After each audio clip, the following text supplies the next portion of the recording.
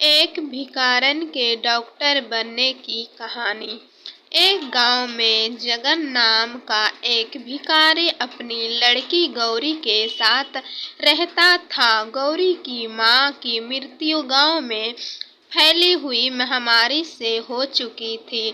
जगन को आंखों से कम दिखता था, इस वजह से उसे कुछ भी काम नहीं मिल रहा था। आखिर वो मजबूरी में पेट भरने के लिए गौरी को अपने साथ भीख मांगने गांव में लेके जाता था। गौरी को भीख मांगना पसंद नहीं था, उसको पढ़ाई करना पसंद था। जब भी गौरी अपने पिता के साथ गांव में भीख मांगने सरपंच के घर जाती थी तो तब सरपंच के बेटे राजू को पढ़ाई करते हुए देखकर गौरी को भी बहुत बुरा लगता था। वो मन ही मन सोचती कि काश मैं भी पढ़ाई कर सकती। सरपंच की पत्नी रोज गौरी को देख के ताना मारती थी। उस दिन सरपंच की पत्नी राजू को बोली कि दरवाजे पर जो भिखारी आया होगा उसे बासी खाना दे दो और जाने को बोल दो।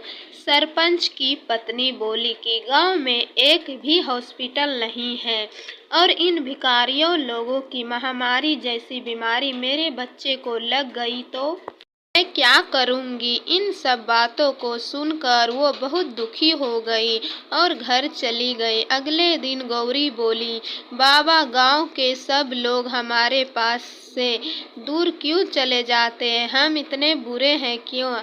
उसके पिता उसे बोले, अरे नहीं बेटा, बुरेपन विचार हमारे गरीबी में और लोगों के विचारों में है। फिर भी गौरी बोली कि बाबा एक दिन मैं डॉक्टर बनूंगी और आपके आंखों का इलाज करूंगी, गांव में एक हॉस्पिटल बनाऊंगी। उसके पिता बोले कि गौरी हमको 2 वक्त की रोटी भी मुश्किल से मिलती है और ये सपना तो श्रीमंत लोगों ने देखना चाहिए। उसके पिता उसे कहने लगे कि बेटा मैंने तुम्हारे लिए कुछ भी नहीं किया है और ना ही कुछ कर सकता हूँ। उसी वक्त एक औरत ने बाहर से गौरी को आवाज लगाई और कहने लगी कि गौरी आज मेरा शौचालय तुम साफ कर दोगी तो मैं तुम्हें 5 रुपए भीख में दूंगी। ना चाहते हुए भी गौरी ने उस औरत की बात मानकर शौचालय साफ कर दिया। जाहिर सी बात है इस काम को करते हुए गौरी को बहुत बुरा लग रहा था, उसे बेइज्जती सी महसूस हो रही थी।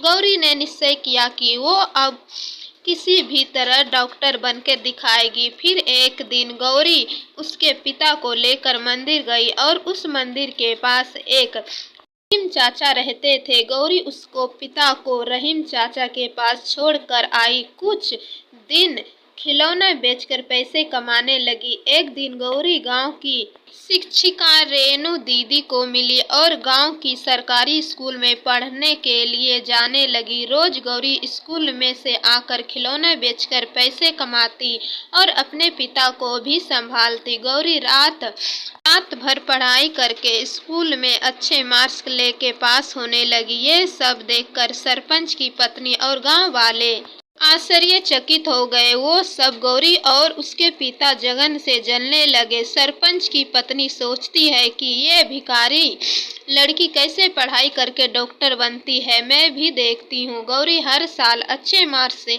लेकर पास होने लगी और रेणु दीदी उस पढ़ाई में मदद करने लगी। धीरे धीरे साल बदल गया और गौरी अब बड़ी हुई और उसने अपनी मेहनत से पढ़ाई पूरी की। आगे डॉक्टर का शिक्षण और आगे कॉलेज में एडमिशन लेने लगी। उसने एग्जाम दिया और उस एग्जाम में गौरी टॉपर बनी। उसकी सफलता से रेणु दीदी और उसके पिता बहुत खुश हो गए।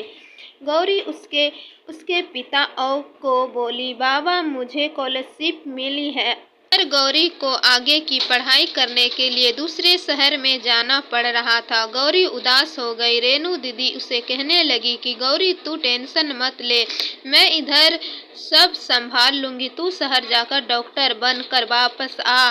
रेणु दीदी ने बाप की जिम्मेदारी ले ली, इसलिए निश्चित होकर पढ़ाई करने के लिए चली गई। बहुत समय बीत गया पर गौरी की कुछ खबर नहीं आई।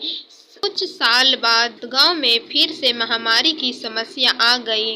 गांव वालों के साथ गौरी के पिता और सरपंच का लड़का राजू को भी बीमारी के चपेट में आ गए और शहर जाकर हॉस्पिटल में भर्ती हुए, पर कई दिन से वहाँ डॉक्टर ही नहीं आए थे। सब उदास होकर भगवान से प्रार्थना करने लगे। अचानक एक नर्स उधर से आई और बोली, आपको चिंता करने की कोई ज़रूरत नहीं है, क्योंकि सरकार की तरफ से शहर की सबसे बड़ी डॉक्टर उनका इलाज करने आ रही है। ये खबर सुनकर गांव वाले बहुत खुश हो गए। हॉस्पिटल के सामने बहुत बड़ी कार आकर रुकी और उसमें एक डॉक्टर नीचे उतरी। तब गांव के सरपंच ने उस डॉक्टर का माला पहनाकर स्वागत किया। जब डॉक्टर उसके पास आई तो सब आश्चर्यचकित हो गए। वो डॉक्टर कोई और नहीं, वही लड़की थी जिसको भिखारन गौरी के नाम से जानते थे। उसने अपने पिता का आशीर्वाद लिया और सब गांव वालों का इलाज करना शुरू किया। गौरी के इलाज करने से कुछ दिन बाद सब गांव वाले बीमारी से ठीक हो गए। उसने उसके पिता की आंखों का ऑपरेशन किया और आंखों की दृष्टि फिर से उनको लौटा दी। गौरी की मेहनत से वो सब गांव वाले उस बड़ी बीमारी से बच गए। वैसे ही सरपंच और गांव वाले आसपास चर्चा करने लगे। गौरी पर उन्हें जो अत्याचार किए थे उस पर उन्हें पछतावा होने लगा। सब ने गौरी से माफी मांगी और माला पहनाकर उसका नाम जय जयकार किया। और ये दृश्य देखकर गौरी के पिता को उस पर गर्व महसूस हुआ।